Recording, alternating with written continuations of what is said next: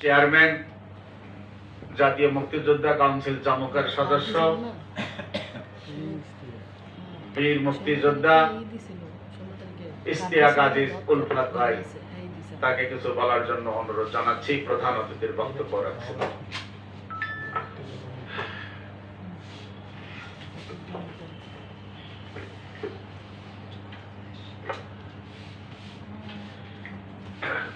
বিসমিল্লাহির রহমানির রহিম। আজকে শহীদ প্রেসিডেন্ট জিয়াউর রহমান বীর উত্তমের 90তম জন্মবার্ষিকী উপলক্ষে আজকের এই স্মরণ সভার আয়োজন করেছেন। সামনে চলে যান, আনোয়ার ভাই সামনে যান। বাংলাদেশ মুক্তিযোদ্ধা কল্যাণ সমিতি এবং বাংলাদেশ মুক্তিযোদ্ধা ও প্রজন্ম কল্যাণ সমিতি।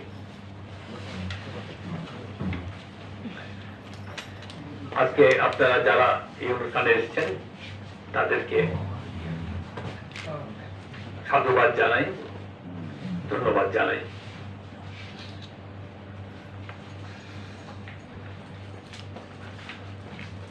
আমরা আজকে যার সম্বন্ধে কথা বলছি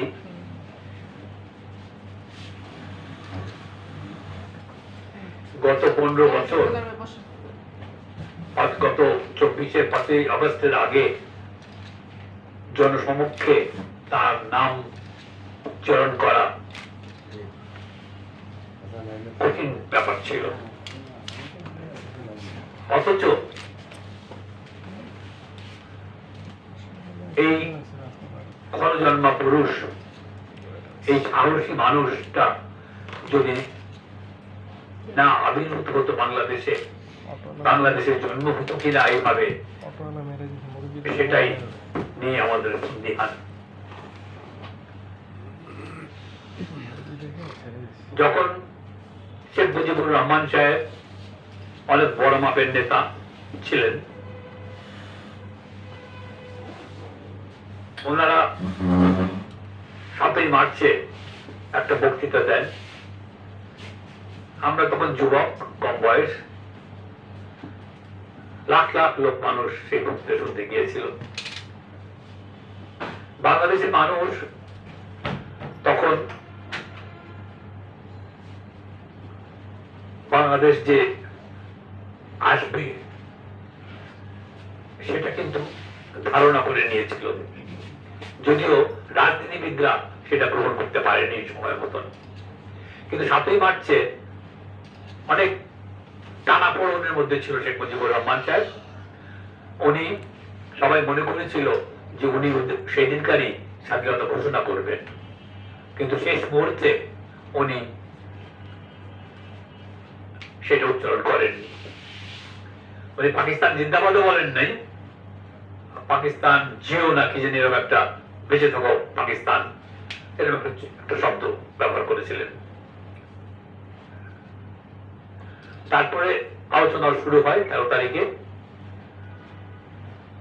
তখন সারা বাংলাদেশ তার নিয়ন্ত্রণে ছিল। অফিস, আদালত, দোকানপাট সবকিছু চেয়েছিল তার দিকে, তার আদেশের জন্য। 13 তারিখ থেকে 23 না 24 তারিখ পর্যন্ত আলোচনা চলে।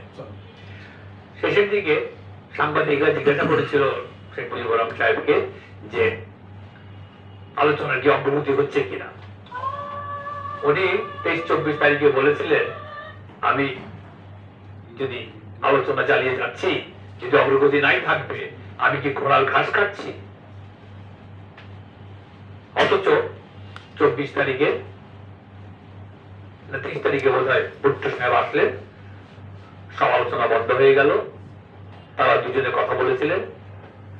বোধ হয় ধারণা করা যায় যে তাকে অফার করা হয়েছিল যে সে পূর্ব পাকিস্তানের প্রেসিডেন্ট হবে আর ভুট্টো পশ্চিম পাকিস্তানের প্রেসিডেন্ট হবে। তো এটা একটা কোন রকম কনক্লুশনে বুঝতে পারেননি তারা। তখন 24 তারিখে ফ্লাই করে চলে গেলেন ভুট্টো, জুলফিকার আলী ভুট্টো। এবং তখন ডিসিশন নেওয়া হয়ে গিয়েছিল যে 25 তারিখ রাত্রে হত্যাযজ্ঞ চালাবে। আর 25 তারিখে বোধহয় ফ্লাই করলো শেখ মুজিবুর রহমান।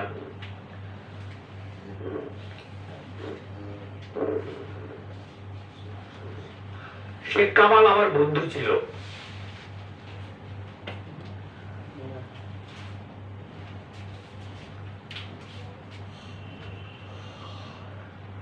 তথাপি আমি আজকে বলতে বাধ্য হই যে উনি কিন্তু এই 25 তারিখ রাত্রে পাকিস্তান আর্মির সামনে বাঙালি জাতিকে নিরস্ত্রভাবে অন্যায়ভাবে ছেড়ে দিয়ে উনি চলে গেলেন সুন্দর পাকিস্তানে।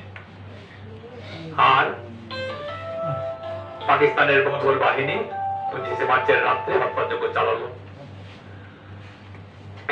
আমি একটা ছোট্ট পার্সোনাল একটা গল্প বলবো আপনাদেরকে আজকে, একটা ইতিহাস আমার জীবনের। আমার বাড়িটা ইত্তেফাক অফিসের একটা বাড়ি পড়ে। আজকে যেটা ইনকিলাব অফিস, ইনকিলাব বিল্ডিং, সেটা আমার বাবার বাড়ি ছিল। সে বাড়িতে আমি জন্ম নিয়েছি, সেই বাড়িতে বড় হয়েছি। 25 তারিখ রাত্রে আমরা ইত্তেফাক অফিসের সামনে জড়ো হয়েছি। 10টা 11টা হবে না, 9টা 10টা, হাজার হাজার লোক। তখন এই মার্চ মাসের এই ক্রাইসিসের মধ্যে, এই বিপ্লবের মধ্যে কয়েকটা জায়গায় মানুষ সব সময় থাকতো। একটা হলো ফার্মগেট, একটা হলো মালিবাগ, একটা হলো গুলিস্তান, আর একটা হলো ইত্তেফাক অফিসের মোড়। ইত্তেফাক অফিসের মোড়টা কেন? ওইখানে ইত্তেফাক অফিস, ইত্তেফাক আমার সবচেয়ে চালু পত্রিকা এবং সারা পৃথিবীর সব নিউজ আসতো এবং যেত। আমরা সবার আগে আমরা জানতে পেরেছিলাম কি হচ্ছে না হচ্ছে।